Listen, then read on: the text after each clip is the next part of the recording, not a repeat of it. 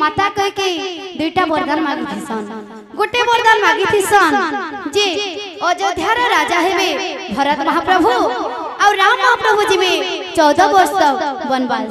तो जेते बेले देखसन अयोध्या रे जदि राजा हेतिते श्री राम महाप्रभु ताले तांकर कुंडली रे मरण जोथिसी। तो सेति लागि राम कर जीवन के बचावा लागि माता कह के श्री राम महाप्रभु को 14 वर्ष वनवास पठि दिसन। से भितरे गिटा धारी त्रेतया जुग रही अब